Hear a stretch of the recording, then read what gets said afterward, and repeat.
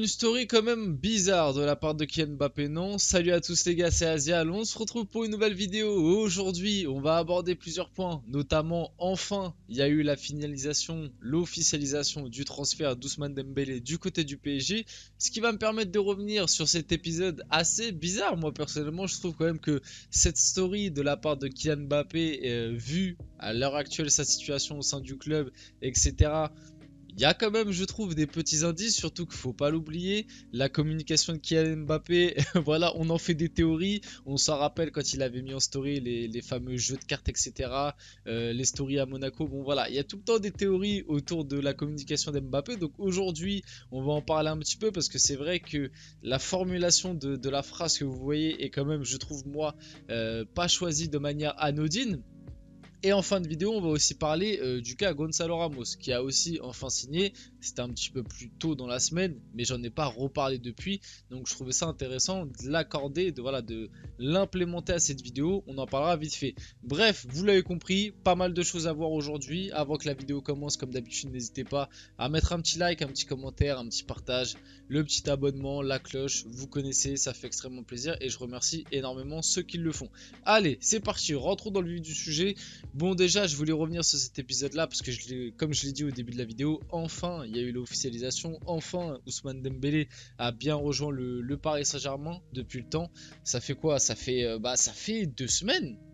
Ça fait 2 semaines quasiment que, ça fait même plus de 2 semaines qu'on en entend parler, mais ça fait 2 semaines que le transfert est censé être officiel, parce que pour rappel, le PSG a levé sa clause qui allait jusqu'au 31 juillet.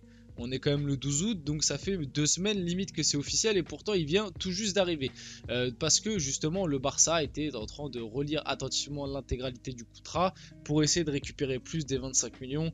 Je vais pas revenir là-dessus parce qu'on en a déjà parlé plein de fois, que tout le monde en a parlé plein de fois. Tous ceux qui ont suivi le dossier savent de quoi ça parle. En gros, le Barça avait conclu un accord avec Dembélé. Si la clause était levée, c'était 25 pour Dembélé et 25 millions pour le Barça. Et le Barça essayait de gratter plus que les 25 millions qui étaient de base dans la clause. Au final, ils n'ont pas réussi. Le transfert, c'est bien 50 millions avec 25-25 pour les deux parties. Ousmane Dembélé, du coup, qui a passé sa visite médicale ce matin avec le Paris Saint-Germain. Ousmane Dembélé est enfin parisien. Il a signé son contrat avec le PSG. Officiel, du coup, après toutes ces petites infos, on a eu l'officialisation directement après. Officiel, Ousmane Dembélé signe au PSG. Du coup, comme je l'ai dit juste avant, montant de la signature 50 millions d'euros, 25 dans sa poche, hein, dans sa poche à lui et son agent, et 25 pour le Barça. Donc honnêtement, l'investissement du Barça, moi je vous dis, hein, le transfert de Dembélé, je serais supporter du Barça, je serais dégoûté parce que, ok, sportivement, il n'a pas répondu présent, mais malgré tout, moi je trouve que Dembélé était quand même du côté du Barça sur une phase plutôt ascendante, que Xavi avait une énorme confiance en lui, que sous Xavi, là, très récemment, il était très performant, et puis même l'investissement, et c'est vraiment une dinguerie ce qui est en train de se passer. C'est-à-dire que, enfin, ce qui s'est passé, acheter un mec 140 millions et tu le perds pour 50, enfin 25 même techniquement, parce que du coup tu récupères que 25. L'investissement est pas ouf, et puis en plus, comme je l'ai dit, là il était très bon sur les dernières années, on va dire sur les 2 dernières années, mais il a traversé voilà, un long passage à vide. J'espère du côté du PSG il n'y aura pas un aussi long passage à vide, parce que sinon ça risque d'être compliqué. En tout cas, moi personnellement je suis très content de sa venue.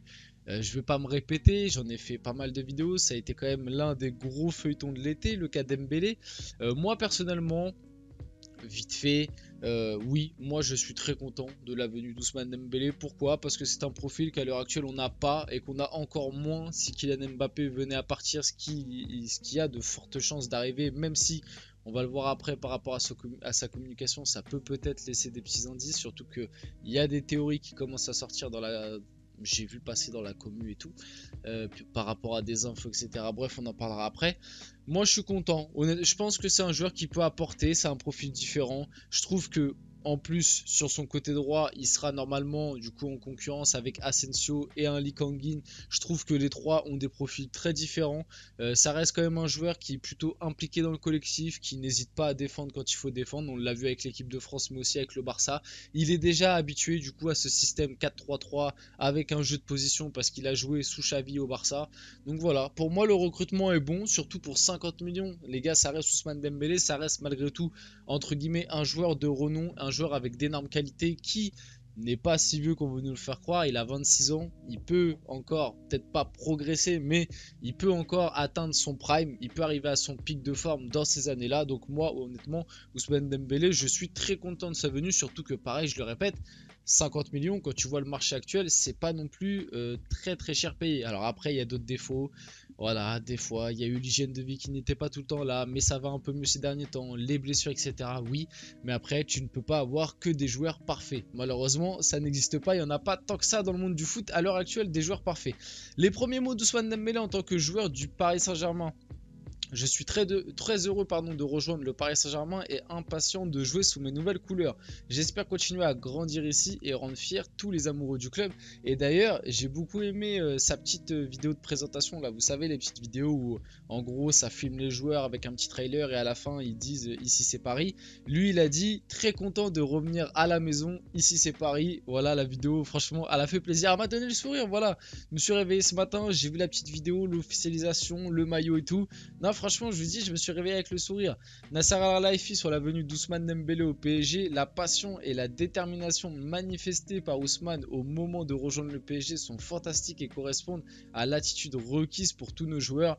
Bon, bien évidemment, comme d'habitude, ça reste de la com, mais en tant que supporter, les gars, ça fait plaisir. Voilà, on se dit, on sait jamais, Ousmane, on a eu beaucoup d'espoir en lui. Ça reste un international français, ça reste un gars qui a gagné la Coupe du Monde. Bon, même si c'était pas titulaire, il a fait aussi la Coupe du Monde 2022 en tant que titulaire, devant un Kingsley Coman, devant ce style de joueur-là. Ça reste un joueur de qualité, les gars. Faut pas écouter tout ce qu'on entend. Oui, il y a des défauts, mais franchement, je le dis, moi, le rapport qualité-prix, même en termes d'image, c'est une image forte de ramener un Dembélé qui était titulaire au Barça, que tu prends pour 50 millions. Ça reste, moi je trouve, un très bon coup de la part de notre PSG. Il faut le souligner quand le PSG fait des bons coups. Ousmane Dembélé, du coup, portera le numéro 23 avec le PSG. Petit fact, c'était le même numéro qu'il portait lorsqu'il était à Rennes. Donc voilà, encore, tu sens un petit peu les petits symboles comme ça. On va passer du coup à la petite, la petite story, le petit message de Kylian Mbappé. Voilà, bienvenue chez toi mon frère, très heureux de te voir, trop heureux, pardon, de te voir ici, carrément trop heureux de te voir ici. L'aventure commence. Ousmane Dembélé. Alors bon, à première vue, le message peut paraître de rien, mais on le sait, la communication d'Mbappé est un truc qui fait saliver, un truc où il y a souvent des théories. On l'a vu très récemment là avec le jeu de cartes, les stories à Monaco et tout. Et moi, c'est vrai que quand tu prends le message comme ça, t'as l'impression qu'Mbappé, il fait par... Bah après, techniquement, vous allez me dire, il a toujours dit qu'il voulait aller jusqu'au bout de son contrat et donc faire l'année qui allait suivre. C'est vrai. Mais c'est vrai que le message, moi, je le prends d'une manière, on dirait que le gars, il est... Tu sais, ça peut faire changer les choses. Je sais pas, peut-être que je me fais des films et tout, vous allez me dire dans les commentaires, peut-être que voilà. Mais moi, ce genre de message, tu sais, ça envoie un message, l'air de dire de... Trop heureux, tu vois, trop heureux de te voir ici, bienvenue chez toi mon frère. Genre tu sais quand tu dis ça, alors que tu vois il fait cette story alors que techniquement ça se trouve dans 2 semaines il est plus là, tu vois c'est bizarre de faire cette story alors que tu vois l'aventure commence, tu sais l'air de dire l'aventure commence ensemble et tout. En plus on sait qu'Mbappé et Dembélé ils aiment énormément jouer ensemble et j'en avais déjà parlé dans une vidéo d'ailleurs que j'avais faite aussi. J'avais fait une vidéo il y a 2 semaines quelque chose comme ça au tout début de l'annonce de rumeurs de Dembélé et c'était planifié dans les plans du PSG que l'arrivée de Dembélé n'avait rien à voir avec le possible départ d'Mbappé et même au contraire, du côté du PSG, on voulait un duo Mbappé-Dembélé. Et aussi, il y a des petites théories, des petites rumeurs qui sortent en interne dans la communauté PSG qui expliquent que il y a la possibilité encore que Mbappé, si il ne veuille pas parler et dire concrètement qu'il veut aller du côté du Real Madrid et qui aussi le fait qu'il veuille aller jusqu'au bout de son contrat, donc l'année prochaine en 2024, c'est parce que peut-être que il y a de son côté encore la réflexion de se dire si vraiment cette saison le projet change, et c'est pour ça que pour moi cette story de Dembélé, sur l'arrivée de Dembélé est peut-être pas si anodine que ça, peut-être que au sein du clan Mbappé, et surtout vis-à-vis de Kylian, il se dit encore, si vraiment le projet change, peut-être que, je vous dis pas qu'il va s'engager jusqu'en 2030, mais peut-être que à la fin je sais pas, à la fin de cette saison, arrivé au bout 2024, il peut très bien se passer la même chose qui s'est passé en 2022.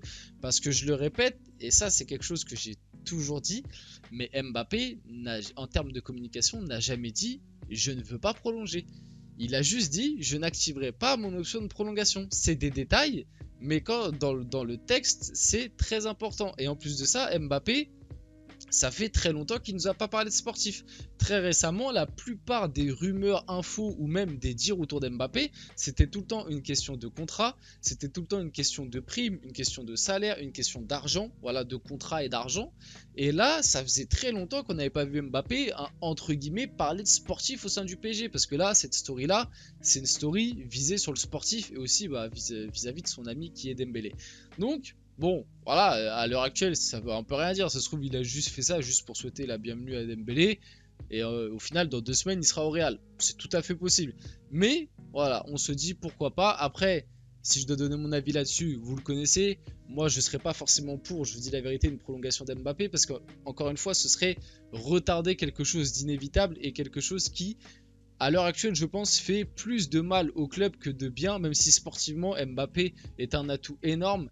Sur tout ce qu'il y a aux alentours et à côté, c'est pas forcément, à l'heure actuelle, c'est pas forcément positif pour le PSG, vu tout le, entre guillemets, le tort extra sportif que nous fait Mbappé sur les dernières années.